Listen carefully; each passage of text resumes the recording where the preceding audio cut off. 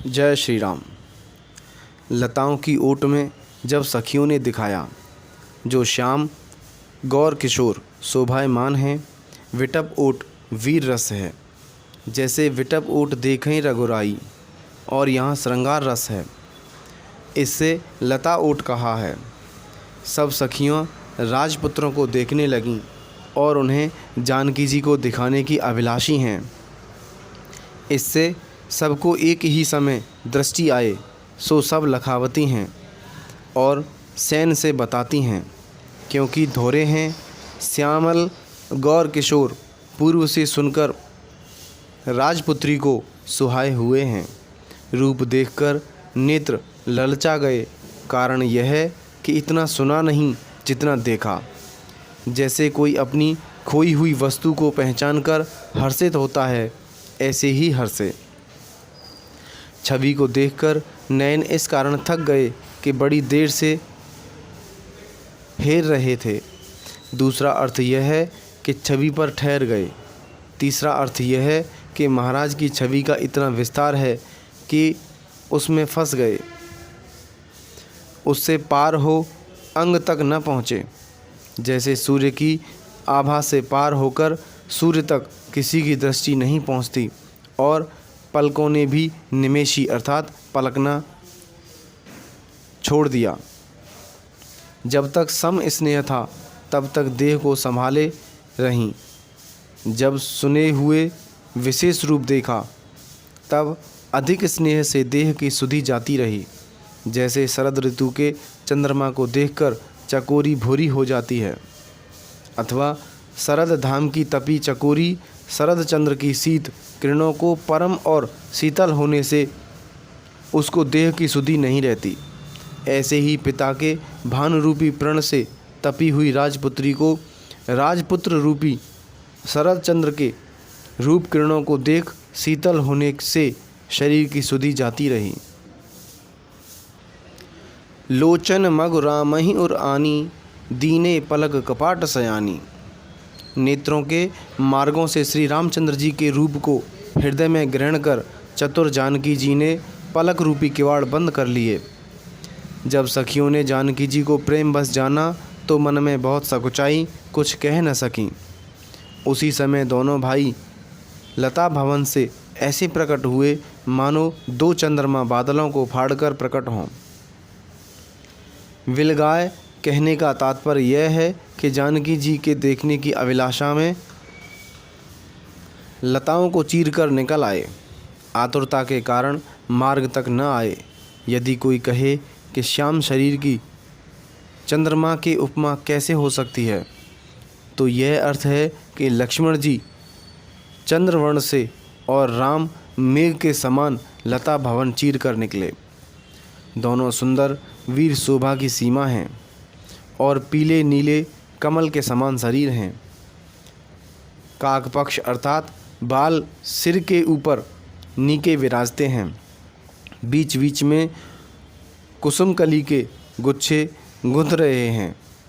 दूसरा अर्थ यह है कि काकभूषणी और उनका पक्ष अर्थात उपासना राजपुत्रों के सिर पर सिर शोभित है, अर्थात सिर पर लिए हुए हैं।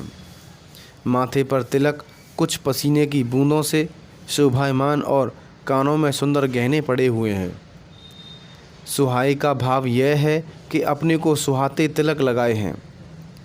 श्रम बिंदु से कोमलता दिखाई है कि थोड़े ही श्रम से पसीना आ गया।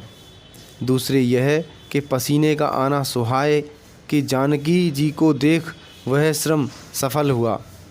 टेढ़ी भौं, घुंघराले बाल और नए कमल के समान जिनके लाल नेत्र हैं, सुंदर ठोड़ी, नासिका तथा कपोल हैं, और हंसने का विलास तो जानो मोल ही लिए लेता है। मुख की छवि तो मुझसे कही नहीं जाती, जिसे देखकर बहुत काम लजाते हैं। हृदय में मणियों की माल और शंख के सा शोभित गला है। काम जो कलब अर्थात हाथी का बच्चा है, उसकी सूंड के आकार बल की मर्यादा भुजा हैं। उर्माला उसे कहते हैं जो नाभि तक हो। फूलों समेत बाएं हाथ में दोना लिए जो सांवरे कुंवर हैं सो विशेष सुंदर हैं। सुमन का अर्थ अच्छे मन का और वाम का अर्थ स्त्री भी होता है। भाव यह है कि जो स्त्री अच्छा मन दिए हैं उनके मन का अनादर किए पात के दोने में बाएं हाथ में लिए हैं। सो कहो कि वे वाम कैसी हैं जिनके मन का अनादर करते हैं और फिर वे मन को देती हैं। इसका कारण यह है कि श्री रघुनाथ जी की विशेष सुंदरता का ऐसा जाल है कि जिसमें उनका मन अवश्य फंस जाता है। सिंह केसी कमर पर पीला वस्त्र धारण किए हुए शोभा और सील के घर, ऐसे रघुनाथ जी को देखकर सखियों का अपने आप की सुधि विसर गई। इस प्रकार का आरंभ श्रृंगार से है, जहाँ कहा है कि काक पक्ष सिर सोहित नीके और विश्राम वीर रस किया है, जो इस समय में कारण है कि इसी दोहे में इसका आरंभ है। के हरि कटपट पीत धर सुखमा सील निधान, देख भान कुल भूषण ही विसरा सखिन अपान। एक चतुर सखी धीरज धरकर जानकी जी का हाथ पकड़कर बोली, सयानी। उसे अपना आपा भूलकर फिर धीरज धरा और एक के कहने से उसकी प्रधानता पाई जाती है। हाथ पकड़ने का भाव यह है कि सीता नेत्र मूंदे हैं, इस कारण आँखों से सहन करने का अवसर नहीं है और बात भी नहीं कह सकती, कारण कि राजपुत्र सम्मुख खड़े हैं। वह सखी कहती है कि तुमको गौरी के ध्यान का क्या अभ्यास हो गया है कि फिर वही ध्यान करने लगी। भाव यह है कि राजपुत्र के प्रेम की विकलता न जान पड़े, अथवा तुम जो ध्यान करती हो सो यहाँ से चलकर फिर गौरी का ध्यान करना, अथवा यह कि तुम जो गौरी का ध्यान करती हो उसका यह फल है कि राजपुत्र सम्मुख खड़े हैं, देख क्यों नहीं लेती हो। भूप किशोर कहने का भाव यह है कि यह भूप हैं, किशोर हैं, किसी के बंधन में नहीं हैं, यहाँ से चले जाएंगे। दूसरा अर्थ यह है कि भूप से जाति संबंध और किशोर अवस्था का संबंध जताया। प्रेम सखी ने जान लिया।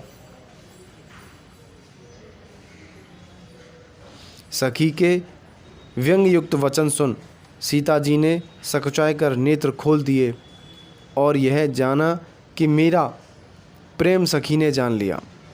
दूसरा अर्थ यह है कि सीता जी ने सकुचे हुए नैन उघारे, संपूर्ण नहीं खोले, सामने दोनों रघुवंश में सिंह रूपों को देखा। रघु सिंह कहने का भाव यह है कि सीता जी को सिख ईड़ी चोटी से देखा, किंतु फिर पिता का प्रण स्मरण करके मन में क्षोभ हुआ। जब सखियों ने देखा कि अब सीता जी परवश हैं कि घर जाने का समय व्यतीत कर दिया और शुद्ध न रही, तब आपस में सभीत हो कहती हैं कि विलंब हुआ, और सीता इस कारण कहा कि यह इस समय शीतल हो रही हैं, जो चेतावनी है तो शीघ्रता में विघ्न पड़ेगा। पुण्य आऊब एहि विरिया काली, असकहि मन वेहसी एक आली। गूढ़ गिरा सुन सिया सकुचानी, भय विलंब मातु भय मानी।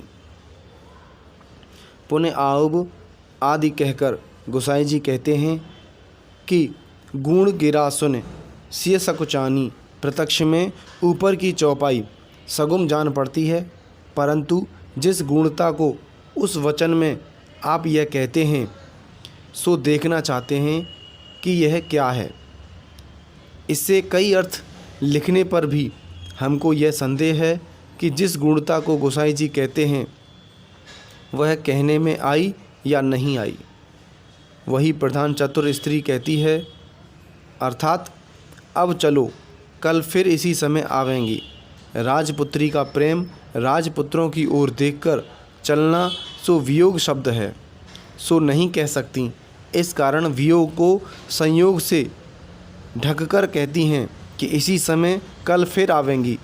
ऐसा कहने से जानकी जी को सूचना करती हैं कि तुम्हारा मन राजपुत्र पर मोहित है और फिर उसको प्रकट नहीं करती, अपने ही मन में हंसती हैं, जिससे सीता जी को प्रकट संकोच न हो। दूसरी चतुरता यह है कि विलंब होना जानती हैं और